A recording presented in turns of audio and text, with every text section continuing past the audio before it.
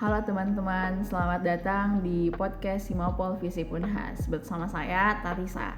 Pada podcast episode pertama ini, kita akan berbincang bersama dengan Bapak Prof. Dr. Armin Arsyad MSI selaku Dekan Fakultas Ilmu Sosial dan Ilmu Politik Universitas Hasanuddin. Assalamualaikum Pak, gimana kabarnya? Waalaikumsalam warahmatullahi wabarakatuh. Alhamdulillah. Terima kasih Pak telah bersedia untuk menjadi narasumber di podcast Himapol ini Pak. Suatu kehormatan bagi saya sebagai anak politik dan juga mahasiswa Bapak untuk bisa berbincang bersama Bapak.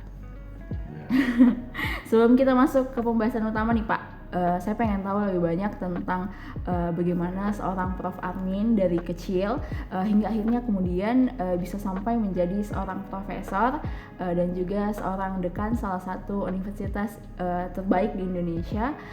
Sepak terjang karir Bapak sebagai seorang dosen dan juga petinggi kampus gimana Pak? Ya, saya mulai dulu dari sejak kecil ya. Iya Pak. Saya lahir di salah satu desa di Kabupaten Ponto, Desa Taruang, dan masuk sekolah dasar negeri nomor 9 Alur Taruang tamat tahun 1977. Kemudian melanjutkan pendidikan di SMP Negeri Batang tahun 77. Kemudian ada perpanjangan masa studi di situ sehingga saya selesai tahun 1981. Oh iya Pak. Kemudian saya melanjutkan pendidikan di SMA Negeri 199 Janik Ponto dan sekarang menjadi SMA Negeri 1 Janik Ponto tahun 1991 dan selesai tahun 1984. Tahun 1984 itu saya melanjutkan pendidikan di Universitas Hasanuddin. Waktu itu kami diberikan kesempatan untuk mendaftar ilmu sosial dan ilmu eksakta. Dari ilmu eksaktanya yaitu saya mendaftar di matematika IKIP dengan fakultas peternakan barangkali. Fakultas peternakan pilihan pertama dan pilihan keduanya matematika IKIP pandang waktu itu. Kemudian IPS-nya saya ambil pilihan pertama sospol dan pilihan kedua ekonomi. Kakak saya itu mengatakan tidak usah lihat pengumumanmu di ekonomi karena pasti kau tidak lulus di sana karena passing grade-nya ekonomi itu lebih tinggi daripada sospol. Tapi saya bilang saya pilih sospol karena memang saya berminat di sospol bukan di ekonomi. Hanya saya disuruh memilih dua sehingga saya pilih ekonomi sebagai alternatif kedua. Setelah saya mengikuti tes ternyata saya lulus di sospol.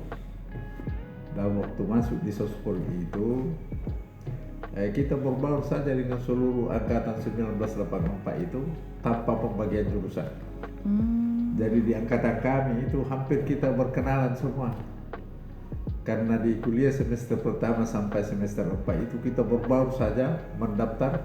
Siapa yang dulu berdaftar itu yang satu kelas. Nah, jadi kita satu angkatan itu akrab semua. Dan nanti di semester 4 itu kita disuruh memilih jurusan.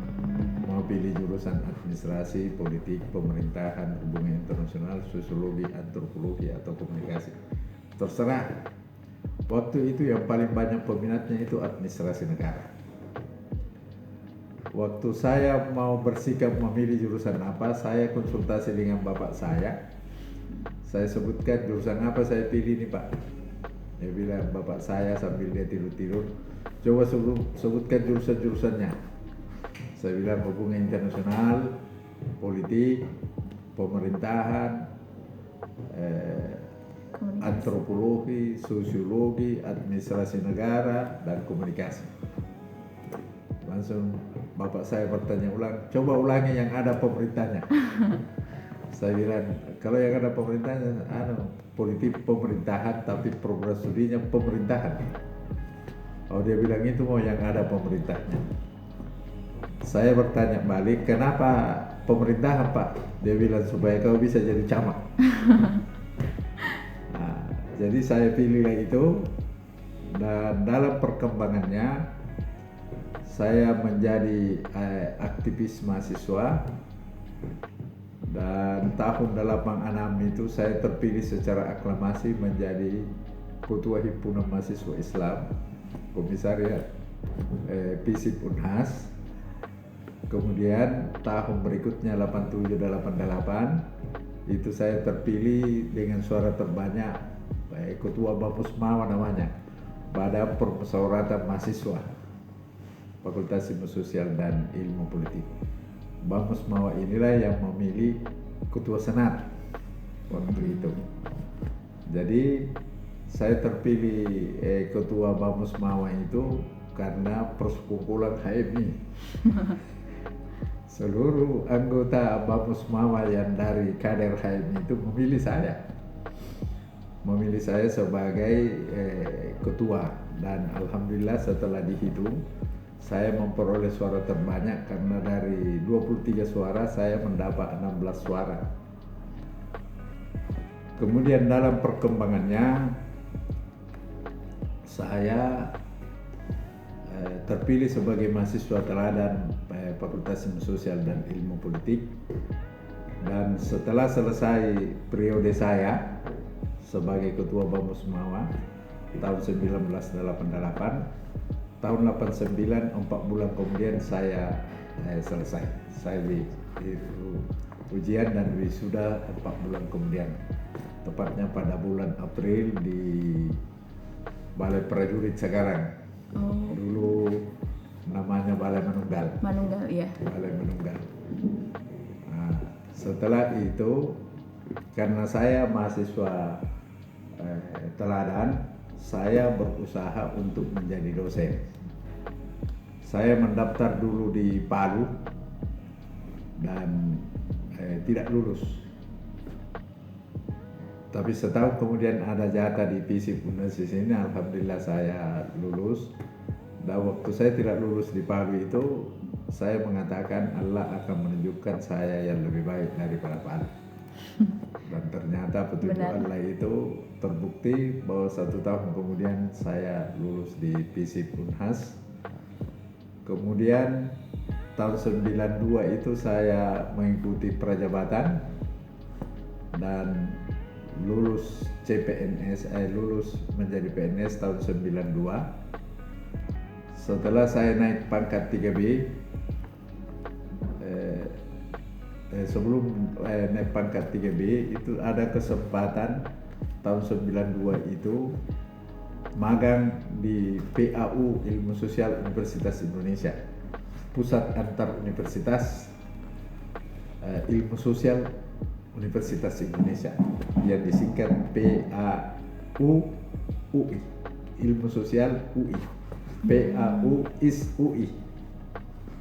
Sebenarnya saya tidak diprioritaskan oleh ketua jurusan waktu itu, oleh pimpinan jurusan untuk pergi magang. Yang diprioritaskan pergi itu adalah Munjin Sabik yang sekarang jadi wartawan Fajar, Sri Honora, dan Pak Rusli di pemerintahan.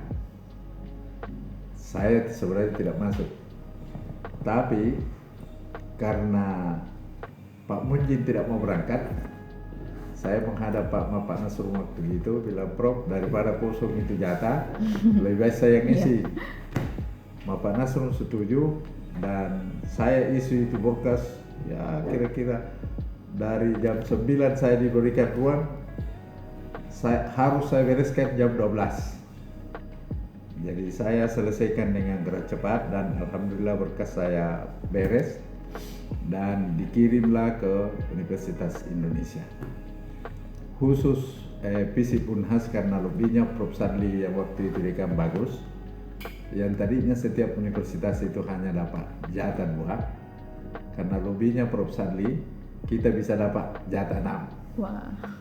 Dengan nilai tukar bahwa tidak usah kami naik pesawat berangkat, naik kapal laut saja. Waduh.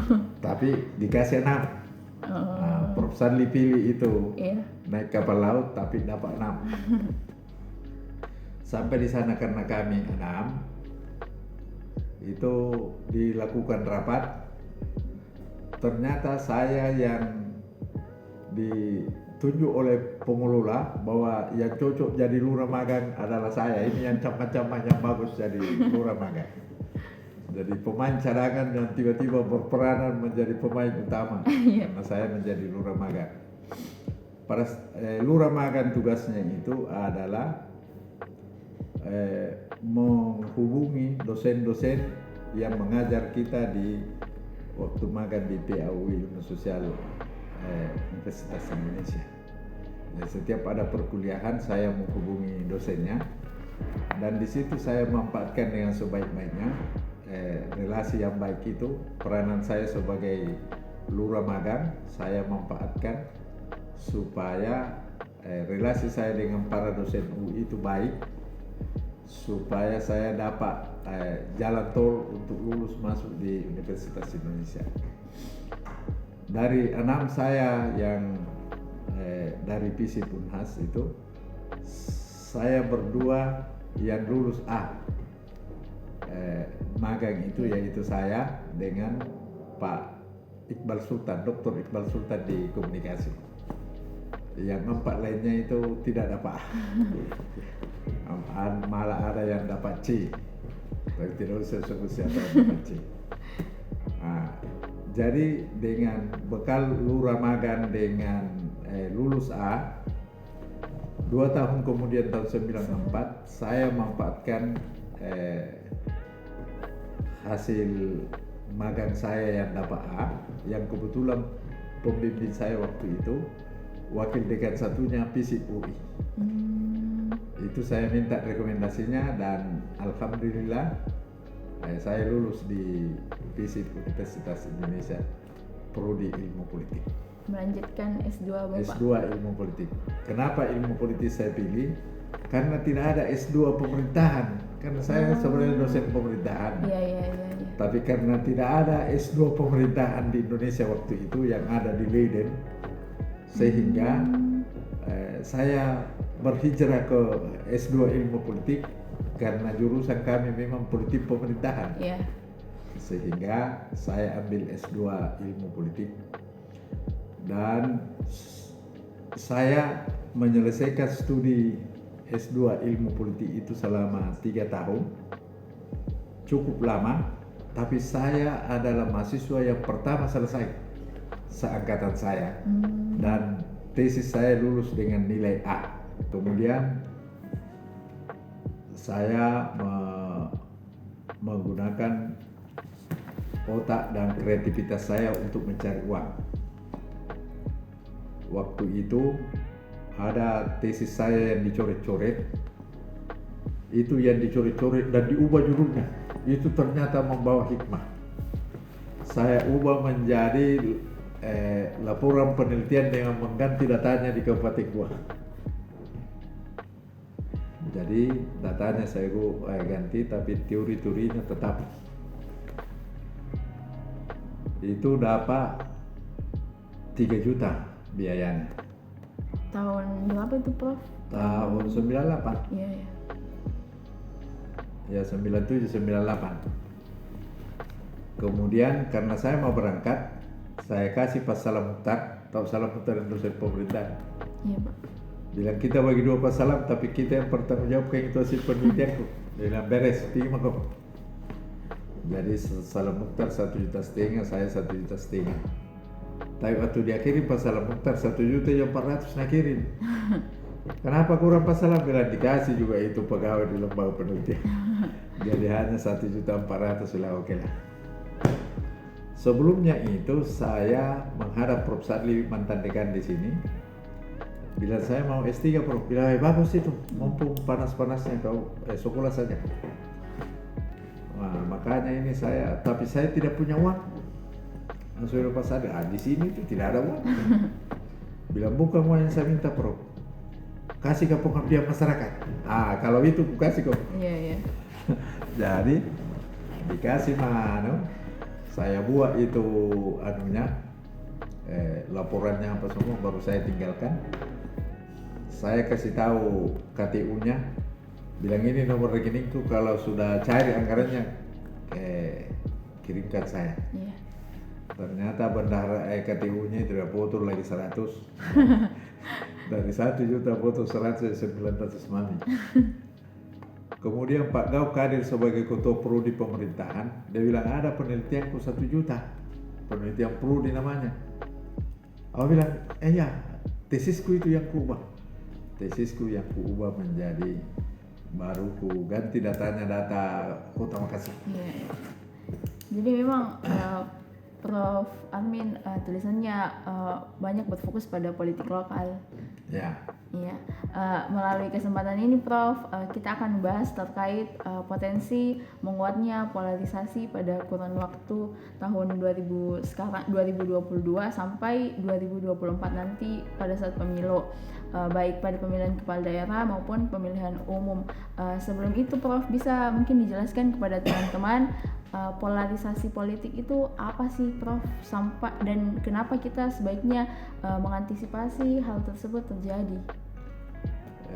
Polarisasi politik itu berawal waktu reformasi.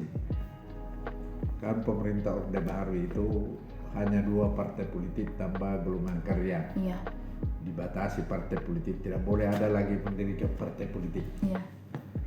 Sehingga ketika Soeharto jatuh, tiba-tiba masyarakat ini euforia dan semua ala Soeharto itu dia mau ganti, termasuk partai sedikit.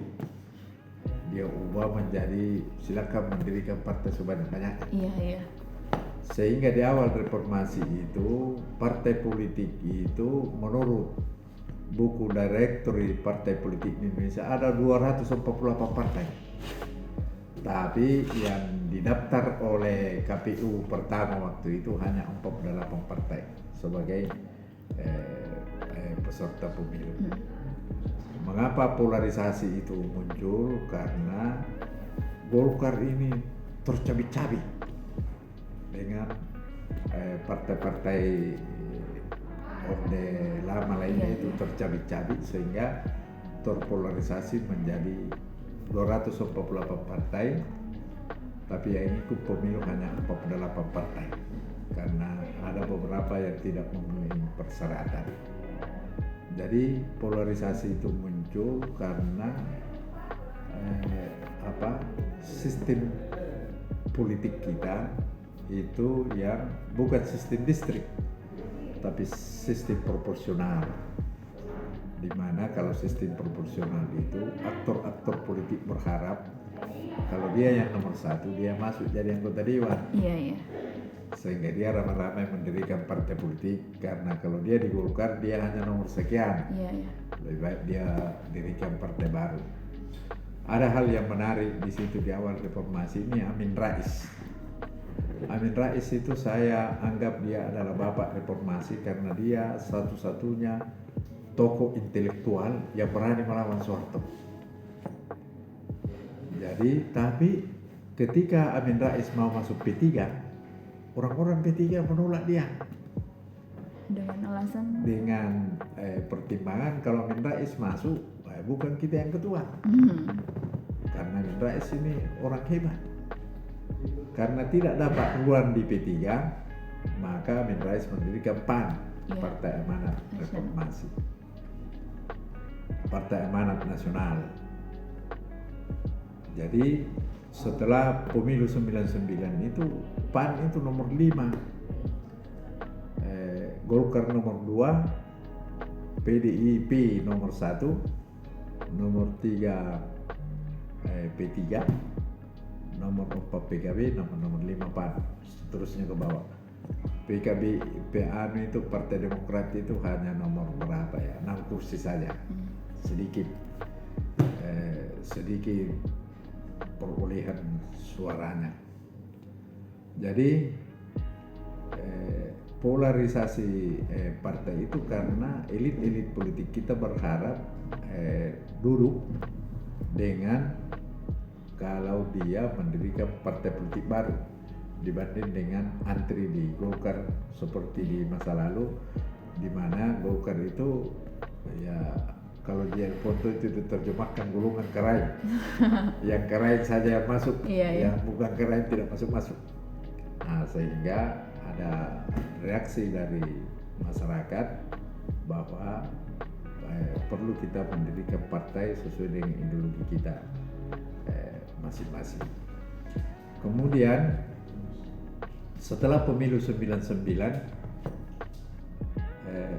ini ternyata Habibie tidak terpilih jadi ditolak pertanggungjawabannya oleh MPR, sehingga Habibie mengatakan saya tidak mau jadi presiden, Mas Amin saja.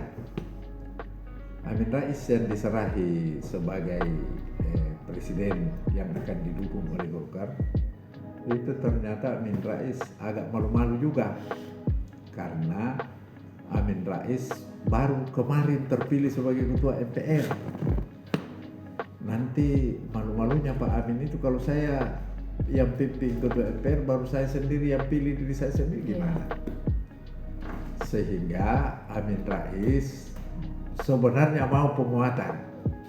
Ini untuk lebih jelasnya, ini Amin Rais yang perlu ditanya.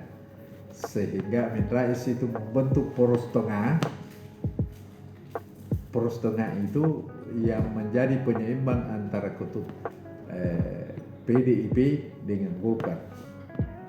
Poros tengah itu adalah kelompok-kelompok partai Islam yang dipimpin oleh Amin Rais. Tapi tidak kuat ini Amin Rais ini kalau PKB tidak masuk. Akhirnya bola calon presiden itu dilempar kepada Gus Dur dengan harapan Gus Dur tahu diri bahwa dia sudah sakit. Ternyata disepak bola ke Gus Dur. Bola itu dibawa Gus Dur sampai gol dengan mengatakan bahwa kader NU itu tidak pernah menolak amanah. Jadi kalau kader NU dikasih amanah, insya Allah kami akan menjalankan amanah itu. Dan Amin Rais kehilangan momentum karena dia sudah terlanjur dorong ke Gus Dur, dan Gus Dur ambil itu bola. Dan pada saat pemilihan presiden, saya hadir waktu itu karena saya sudah sekolah S3. Sebenarnya ada 3 calon yang muncul: Megawati Soekarno Putri, Gus Dur, dan siapa ini mantan ketua PBB, pendirinya PBB, Issa Mahendra. Siapa? Yusril Issa Mahendra. 3 calon. Tapi 3 menit sebelum pemilihan, Yusril Issa Mahendra itu mau interupsi persidangan dengan mengatakan, interupsi pimpinan sidang, saya sebagai calon presiden demi kepentingan umat saya mengundurkan diri. Maka berdualah Megawati Soekarno Putri dan Gus Dur, dan setelah dilakukan pemilihan ternyata Gus Dur yang terpilih menjadi presiden Republik Indonesia. Jadi Gus Dur ini hebat berpolitik itu Gus Dur, karena waktu pidato pertanggungjawabannya Habibie ditolak, Gus Dur itu bersama partainya, bersama-sama dengan Megawati dan sebagian Golkar, oknum-oknum di Golkar menurut desas-desus itu menolak pertanggungjawabannya Habibie. Tapi setelah salat subuh berjamaah, Gus Dur ternyata ikut berjamaah bersama dengan Habibie, menyatakan keprihatinannya, dan akhirnya sebenarnya Habibie itu maunya Amin Rais, tapi karena Amin Rais sudah mendorong ke poros tengah kepada Gus Dur, akhirnya Gus Dur yang mengambil manfaat itu, dan suara Golkar bulat mendukung Gus Dur menjadi Presiden Republik Indonesia dengan nilai tukar Akbar Tanjung yang jadi wakil. Siapa penjaminnya Akbar Tanjung jadi wakil? Itu sahabat saya, Slamet Effendi Yusuf. Tapi ini tidak ada juga garansi yang kuat ini, karena Slamet Effendi Yusuf sendiri tidak pernah bercerita kepada saya. Ini dugaan-dugaan saya saja. Jadi setelah Gus Dur terpilih jadi presiden. Tiba-tiba keesokan harinya Gus Dur telepon Akbar Tanjung bilang, Mega saja wakilnya. Padahal salah satu bargaining posisinya Gus Dur didukung jadi presiden agar Akbar diterima jadi wakil presiden. Ternyata Gus Dur dia bersahabat kembali dengan Megawati dan tetap Akbar Tanjung maju tapi dikalah sama Megawati sebagai calon wakil presiden.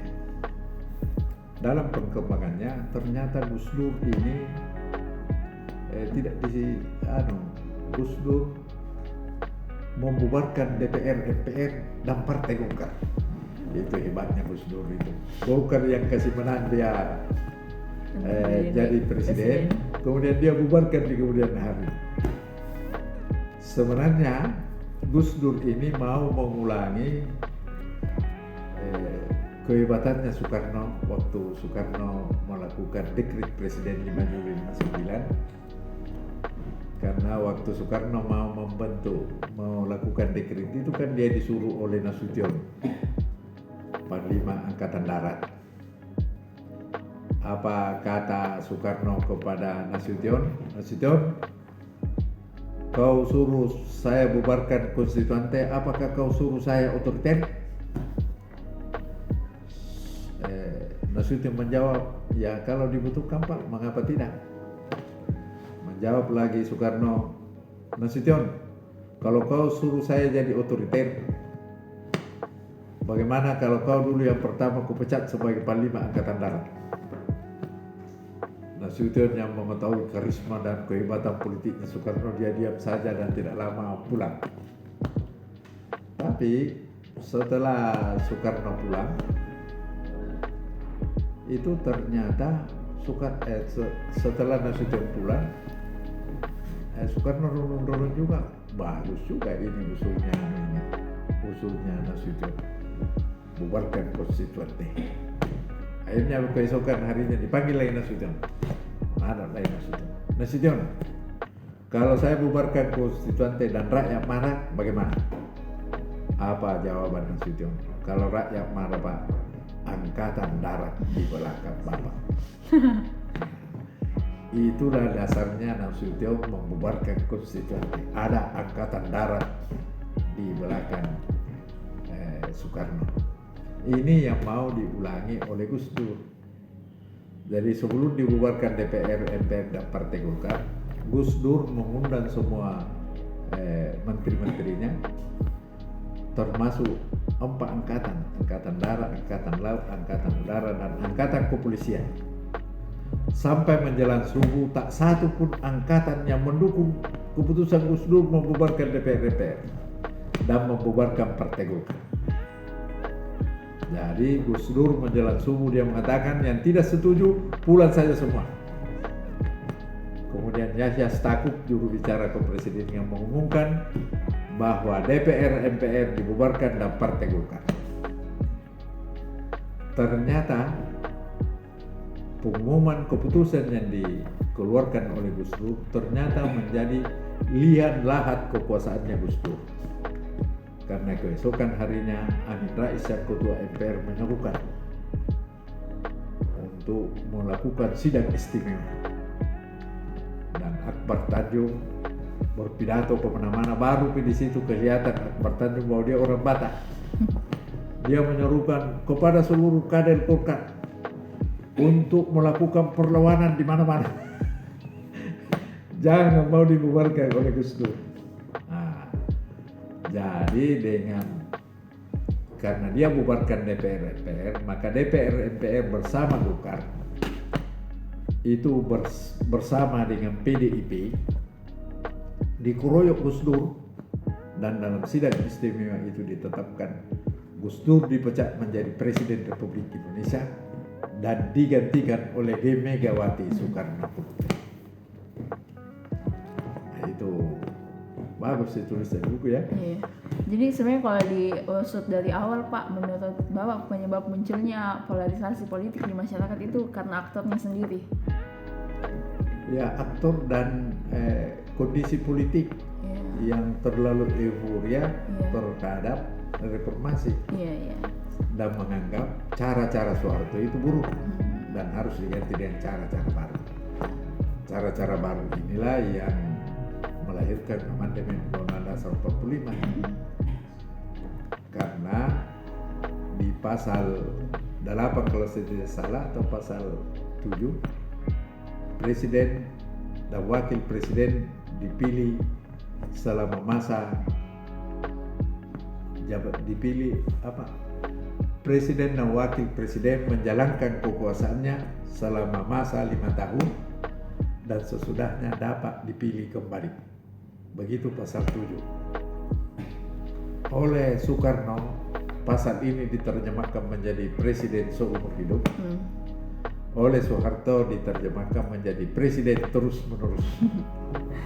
Sehingga di era reformasi ini diubahlah itu di amandemen, presiden dan wakil presiden memegang jabatannya selama masa 5 tahun dan sesudahnya dapat dipilih kembali untuk 1 kali masa jabatan. Menurut Bapak, setelah reformasi tersebut, apakah polarisasi politik di masyarakat sekarang masih kuat atau bagaimana? Polarisasi politik di masyarakat masih kuat dan justru itulah menurut saya melahirkan polarisasi politik yang memaksa partai-partai politik untuk berkoalisi, melakukan rekonsiliasi untuk mempertahankan kekuasaan yang ada. Jadi karena terfragmentasi ini partai-partai, sehingga tidak ada partai yang mayoritas, tidak ada single majority, sehingga untuk membangun kekuatan di parlemen itu perlu berkoalisi. Apalagi hasil amandemen Undang-Undang Dasar 45 itu memungkinkan presiden dimaksulkan oleh DPR, sehingga presiden yang tidak mau dimaksulkan di tengah jalan itu berusaha menggoda partai untuk menduduki jabatan kabinet dengan catatan kau harus dukung saya sampai akhir masa jabatan saya dan boleh kritis tapi tidak boleh menjatuhkan. Itu jadi amandemen ini yang membuat seperti ini, sistemnya presidensil tapi rasa-rasanya parlementer.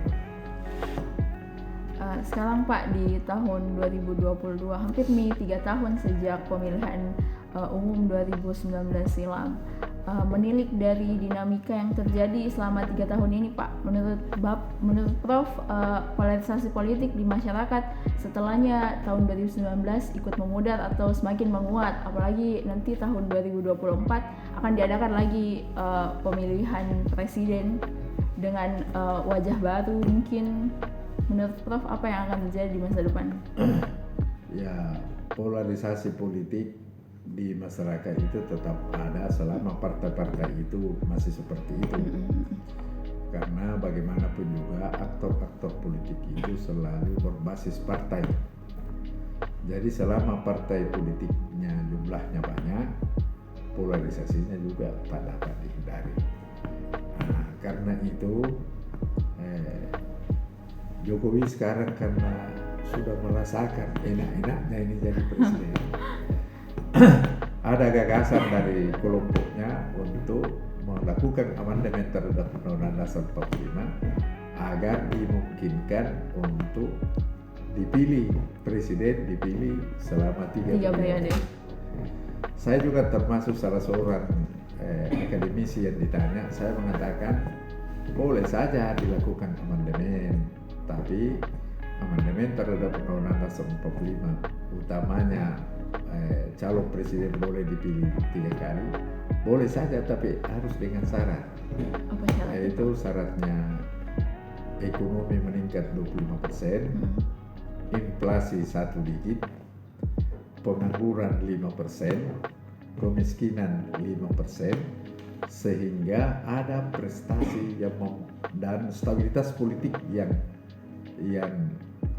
nyaman dan dinamis, sehingga dinilai oleh masyarakat ada kondisi politik dan ekonomi yang sangat kondusif, sehingga dirasa perlu jabatan wakil presiden itu jabatan presiden itu diperpanjang sampai 3 periode. Jangan tanpa syarat, karena kalau tanpa syarat nanti kalau prestasinya biasa-biasa aja 2 saja. Kalau menurut saya, tapi kalau dia memang berprestasi luar biasa, silakan saja. Karena memang kita membutuhkan pemimpin yang bisa menghantar rakyat Indonesia ke cita-cita proklamator, yaitu masyarakat adil dan makmur, makmur dalam keadilan dan adil di dalam kemakmuran. Kita butuh leader yang seperti itu. Menurut Prof, apakah Indonesia dekat nih dengan cita-cita proklamator atau masih sangat jauh? Kalau menurut saya masih butuh perjalanan yang panjang. Kita membutuhkan pemimpin yang memiliki visi kepemimpinan yang handal, yang dapat mengejawantahkan cita-cita para proklamator yang dituangkan di dalam pembukaan Undang-Undang 45, yaitu melindungi segenap bangsa Indonesia dan seluruh tumpah darah Indonesia, dan untuk memajukan kesejahteraan, mencerdaskan kehidupan bangsa dan ikut melaksanakan ketertiban dunia yang berdasarkan kemerdekaan, perdamaian abadi dan keadilan sosial. Itu yang perlu diwujudkan oleh para pemimpin kita. Karena itu sebenarnya ruang untuk menuju ke sana sudah terbuka lebar, karena rakyat sudah dilibatkan secara langsung untuk memilih calon pemimpin yang handal, yang terbaik dari yang baik. Tetapi sayangnya partai belum mencarikan calon pemimpin yang terbaik di antara yang baik. Seharusnya kalau menurut saya, partai mempersembahkan calon yang terbaik di antara yang baik, sehingga masyarakat siapapun yang dia pilih dari calon-calon yang dipersembahkan oleh partai itu secara otomatis yang terpilih presiden kita adalah yang the best. Persoalannya partai kita belum mencari secara sungguh-sungguh siapa yang terbaik di antara yang baik di dalam masyarakat kita. Seharusnya dicari itu secara kompensi, menelusuri ke bawah. Bagaimana caranya? Calon pemimpin yang handal juga harus mempertontonkan kehebatannya kepada publik, bahwa ini loh, saya ini adalah pemimpin yang ini, saya ini adalah pemimpin yang adil, saya ini pemimpin yang jujur, saya ini pemimpin yang tidak korupsi dan sebagainya, sehingga tercipta sosok aktor politik yang patut diteladani dan patut dipilih untuk menjadi presiden kita, yang diharapkan membawa impian para proklamator, para dependen pada cinta, membawa kita ke pelabuhan idaman. Yang mana itu pelabuhan idaman? Yaitu masyarakat adil dan makmur dalam keadilan dan adil dalam kemakmuran. Itulah sebabnya Soekarno berkata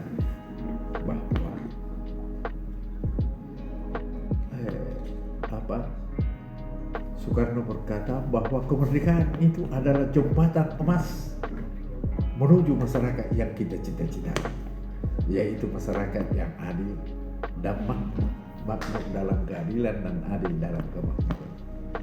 Itulah sebabnya Soekarno itu sangat betul pada konsep persatuan dan kesatuan bangsa.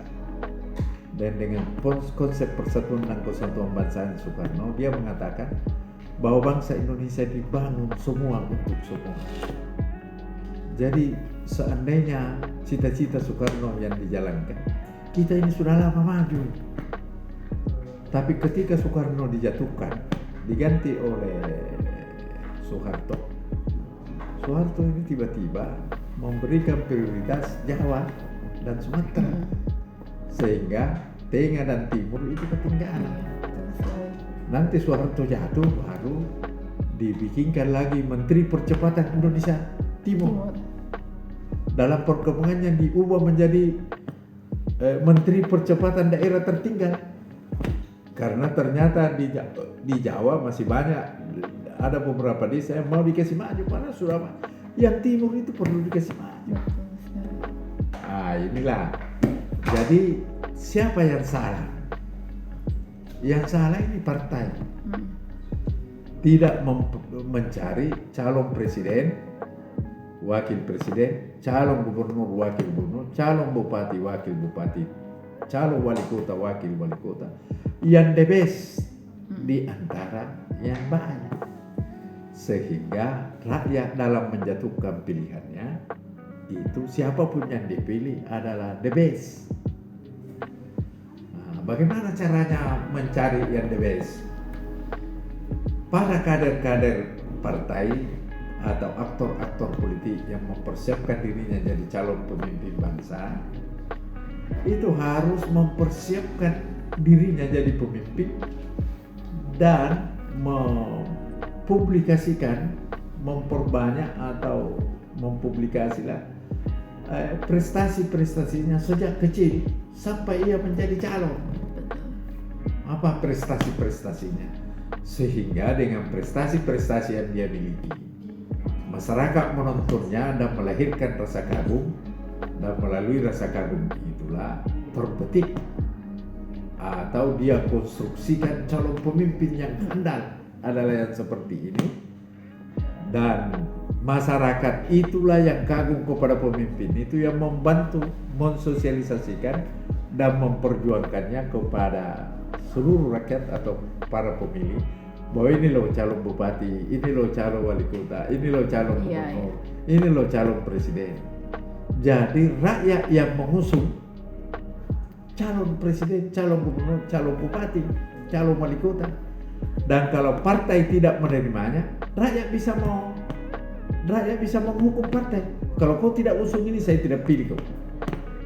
Saya akan pilih orang-orang atau partai yang mengusung ini calon andalan kami, dengan catatan bahwa setelah pemimpin yang hebat ini terpilih, maka dia akan membawa kemaslahatan bagi kami, orang-orang yang dia pimpin.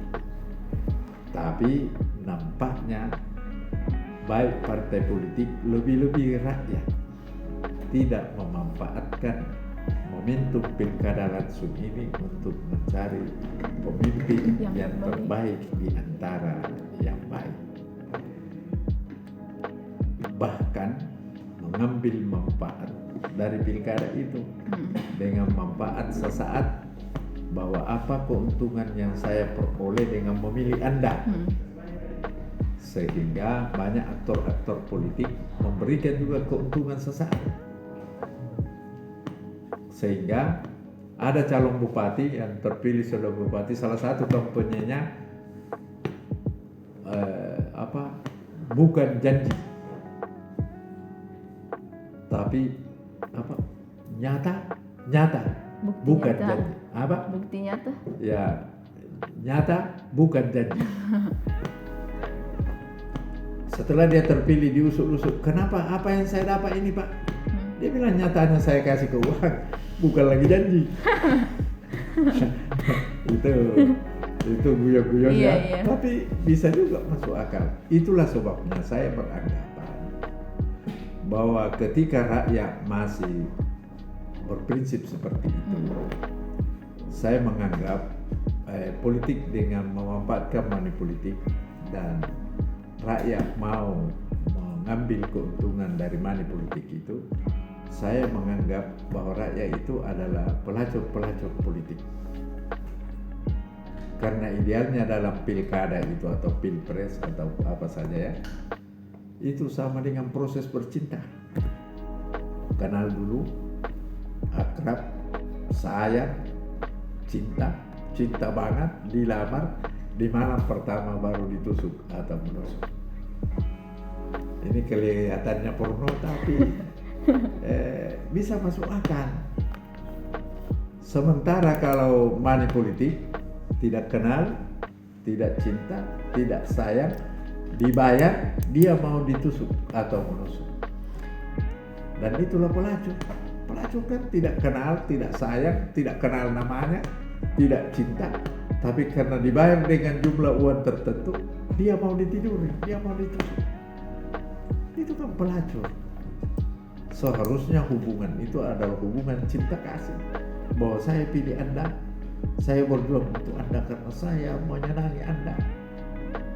Dan Anda juga mengasihi saya dalam bentuk kebijakan dan program yang mengeluarkan saya dari kesulitan ekonomi, kesulitan sosial, dan kesulitan apa saja yang kami hadapi. Bapak selaku pemimpin selalu hadir menyelesaikan masalah-masalah yang kami hadapi. Seharusnya begitu ini pilkada langsung efeknya ini. Tapi kan tidak begitu. Iya Pak.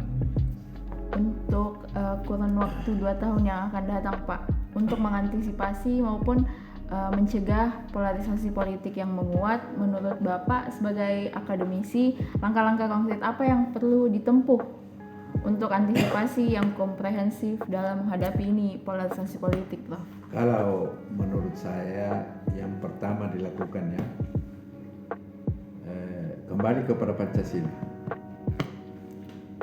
Pancasila itu kan kerakyatan yang dipimpin oleh hikmat kebijaksanaan dalam permusyawaratan perwakilan. Berarti tidak ada pilkada langsung, tidak ada pilpres langsung. Karena kerakyatan yang dipimpin oleh hikmah kebijaksanaan dalam permusyawaratan perwakilan. Jadi seharusnya yang dipilih itu adalah wakil rakyat, dan wakil rakyatlah yang memilih pemimpin yang penuh hikmah kebijaksanaan dalam sebuah permusyawaratan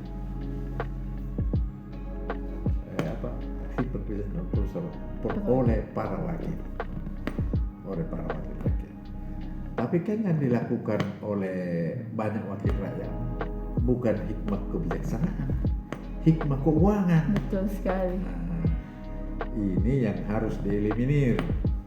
Bagaimana caranya mengeliminir itu hikmah keuangan menjadi hikmah kebijaksanaan kembali?